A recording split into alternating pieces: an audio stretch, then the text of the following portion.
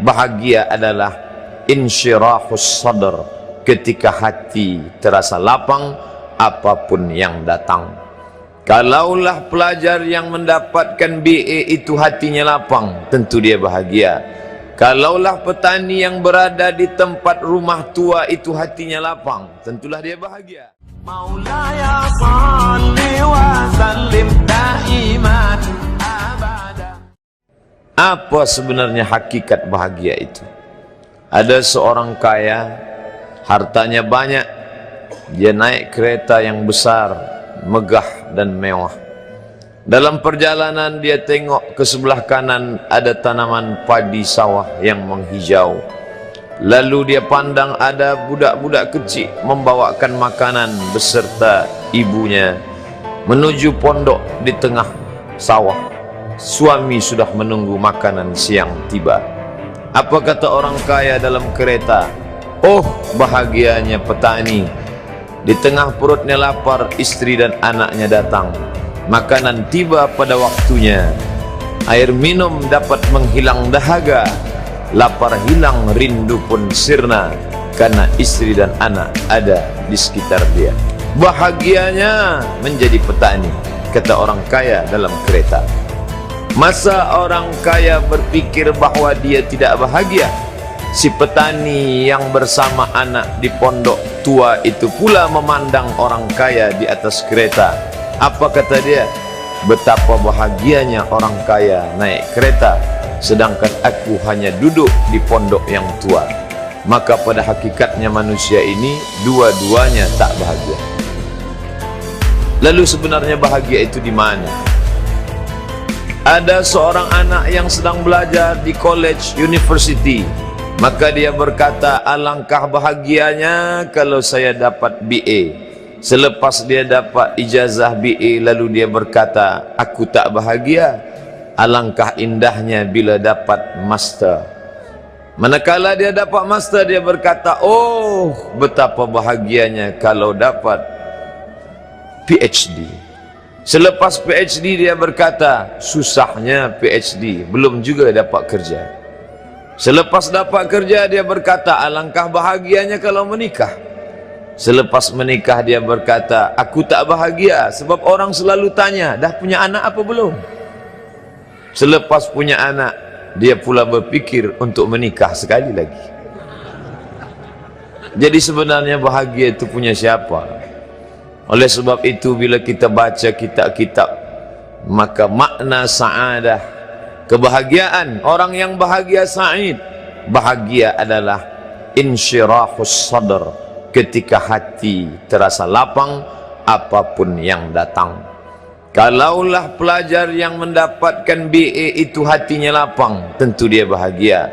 Kalaulah petani yang berada di tempat rumah tua itu hatinya lapang, tentulah dia bahagia. Kalaulah orang kaya dengan kereta yang besar itu hatinya lapang, tentulah dia bahagia. Itulah mengapa Musa alaihi salam di tengah kesusahan hatinya akan melawan ayah angkat bernama Fir'aun, dia minta hati yang lapang. Kita semua baca doa itu, Rabbi syrahli, lapangkan dadaku. Itulah mengapa kakinya pecah berdarah, giginya patah, pelipisnya pecah meneteskan darah, tapi dia tersenyum bahagia kerana hatinya lapang. Allah sudah lapangkan hatinya. Apa kata Allah untuk dia? Alam nasrah laka sadrak. Itu beza Muhammad dengan Musa. Musa meminta, Rabbi syrah li sadri wa yassir li amri wahlul 'uqdatam min lisani yafqahu qawli. Sedang Muhammad tidak meminta. Belum meminta, Allah dah bagi pada dia. Apa kata Allah? Alam nasrah laka sadrak wa wada'na anka wizrak alladhi anqadha dhahrak wa rafa'na laka dhikrak. Bila kau dalam keadaan susah, dua kali Allah ulang, fa inna ma'al usri yusra, inna ma'al usri yusra. Hati lapang itulah yang membuat Haji Abdul Malik Karim Amrullah Buya Hamka tersenyum di dalam penjara. Penanya berjalan perlahan tapi pasti, maka keluarlah tafsir Al-Azhar. Hati yang lapang itu juga membuat Said Qutb tersenyum menghadapi tiang gantungan, walaupun dipenjara oleh Gamal Abdul Nasir, tapi sebelum kematiannya sempat pula menulis tafsir Fi Zilalil Quran, di bawah naungan bayang-bayang Al-Quran. Apa kata Said Qutb dalam muqaddimahnya? Al-hayatu fi zilalil Quran ni'mah. Hidup di bawah naungan bayang-bayang Al-Quran itu nikmat. La ya'rifuha illa man zaqaha. Tidak ada yang boleh mengetahuinya kecuali orang yang pernah merasakannya. Maka bahagia adalah ketika hati terasa lapang. Bila kita nampak raut wajah orang yang tenang cerah, maka ketenangan bukan pada wajahnya. Bila nampak orang melangkahkan kaki dengan tenang penuh wibawa, maka ketenangan bukan pada kakinya. Bila tampak ayunan tangannya tak tergesa-gesa, maka bahagia bukan pada tangannya. Di mana letak bahagia itu? Ala fil jasadi mudghah.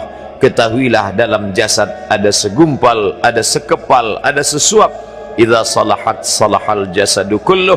Kalau yang segumpal itu baik, maka yang lain ikut menjadi baik. Wa idza fasadat fasadal jasadu kulluh. Kalau yang segumpal itu rusak, maka dia pun ikut menjadi rusak. Yang segumpal itulah yang mengendalikan mata, telinga, tangan, kaki. Yang segumpal itulah tempat rindu, benci, marah, ridha, ikhlas, fasik, hasad, kufur. Di sanalah bersemayam rindu dan benci. Maka jangan terlampau benci. Habib habibaka haunamma. Kalau kau sayang, sayanglah secukupnya sahaja. Karena boleh jadi hari ini kau sayang, besok berubah menjadi kebencian.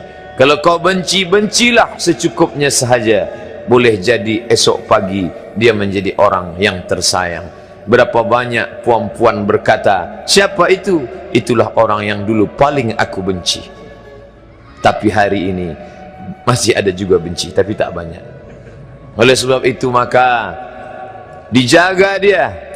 Yauma la yanfa'u malun, hari itu tak ada guna harta, wala banun, tak ada guna anak, illa man atallah, kecuali orang yang datang menghadap Allah biqalbin salim, dengan hati yang salim. Qaf lam ba, qallaba, berbolak-balik. Qallaba, tidak selamanya bahagia. Kadang pagi hati tenang, petang datang dia pun susah. Kadang pagi hati lapang, petang tiba dia pun gundah. Maka apa yang dapat menolong? Ala bizikrillah, ketahuilah dengan banyak menyebut mengingat Allah, tatma'innul qulub, maka hati akan menjadi lapang. Qalbul mu'min baina asabi'ir rahman, hati orang beriman berada di antara jari jemari kuasa Rahman. Kalau dia hendak, dia balikkan yang senang menjadi susah. Kalau dia berkehendak yang susah, dia balik menjadi lapang. Berapa banyak orang yang tampaknya mungkin kita kata dia susah, tapi dia masih boleh tersenyum. Sebaliknya orang yang menurut pandangan zahir kita cukup segala, makan, pakai, tapi tampaknya kesenangan tak pernah singgah. Apa sebab? Kerana hati milik Allah. Dia ada dalam diri kita, tapi dia bukan punya kita. Lillahi ma fis samawati wa ma fil ard. Apa di langit, apa di bumi, milik Allah. Balikkan kepada Allah. Dari Allah balik kepada Allah. Assalamualaikum warahmatullahi wabarakatuh.